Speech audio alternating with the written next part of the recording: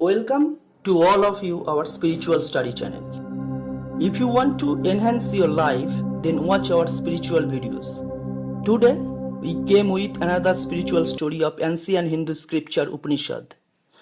Today we watch a story that called a dialogue with the god of death. But before that, please subscribe our channel and click the bell icon for getting the notifications of new videos. Let's go, we listen our today's story. A dialogue with the god of death from Upanishad. Vajrasrava was a sage. Once he decided to perform a great sacrifice in which he wanted to give away all that he had. He had a son by the name Nachiketa who was still a boy, but extremely intelligent and very pure in mind and heart. He saw that his father was giving away the lean and weak cows that were unable to give milk. My father is not doing the right thing by giving the old cows in charity, said Nachiketa to himself. So he went near his father and asked, "Father, I have heard that the kind of yajna that you are performing, one has to give up all that one possesses. This being the case, to whom will you give me?" Vajrasrava did not give any reply. After some time, Nachiketa asked again the same question, but in vain. He did not get any response from his father. Again, for the third time, Nachiketa repeated the same question. Vajrasrava could not control his temper. He burst out, saying to his own son, "I will give you Yama, the god of death." Nachiketa followed the words of his father and went to the kingdom of death. However, during that time, Yama was not present. None dared to admit Nachiketa, so he waited near the gate for 3 days and 3 nights without taking even a drop of water. When Yama returned and found Nachiketa at his doorstep, he felt sad for keeping a Brahman waiting for 3 days and 3 nights. He ordered his attendants to fetch holy water to invite and welcome Nachiketa. After the hospitality offered to Nachiketa, Yama told Nachiketa, "Dear child, I have not done good by keeping you waiting for 3 days, so I request you to ask for 3 boons." Nachiketa answered to Yama by saying, "O Lord, let my father not be anxious about me and let his anger against me vanish. When I go back to earth, let him recognize me and receive me back gladly." "Granted, son," said Yama. "Ask your second boon." "Dear sir, teach me the proper ritual for the fire sacrifice. This I ask for my second boon," said Nachiketa. Yama agreed and taught Nachiketa the proper ritual for the fire sacrifice. Then he said, "Nachiketa, what is your third boon?"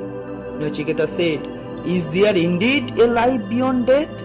Some say there is, others say life ends with this life. What is the truth?" Yama said, "Boy, do not ask me about matters of life and death. Even the gods are not clear on all points. Ask me something else. I will grant all your wishes other than this." Nachiketa persisted and said, "O Yama, I only wish to know about the mysteries of life and death and nothing else." Yama tries to offer Nachiketa worldly pleasures so that he may change the nature of his request for the third boon. But Nachiketa insists by stating that all the worldly pleasures are short-lived and do not render long-lasting happiness. Nachiketa was bold enough, saying that one can never reach the eternal through the worldly possessions. Therefore, he has renounced all desires for worldly pleasures and have come here with the hope of winning the eternal through the instructions of the god of death.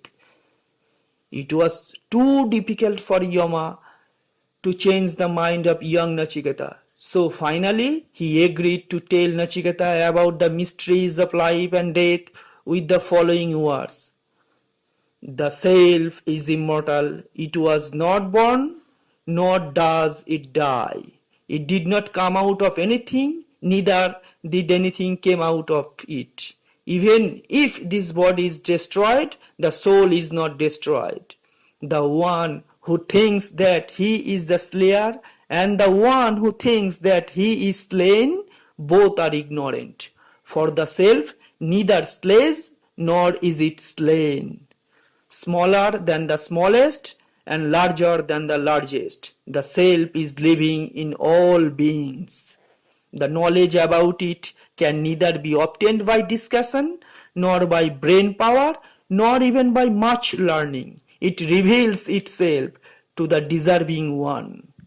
This body is the chariot, intelligence the driver, the senses are the horses, conscience the rein, and the soul is the lord of the chariot. The self is superior to body, mind, and senses. Greater than the individual soul is the enveloping superconsciousness, the seed of everything in the universe. Still greater is the ultimate person than whom there is nothing greater. He is the goal of our aspiration. Once that supreme self is realized, death loses all its terrors, and the one who has realized becomes immortal. The path to realizations is long and difficult, like the razor's edge, narrow and sharp. Therefore, there is no time to be lost. Awake, arise, bestir yourself, and do not stop until the goal is reached. That is the end of the story. For listening new story, please stay with us and watch the videos in our channel Spiritual Study. Thank you.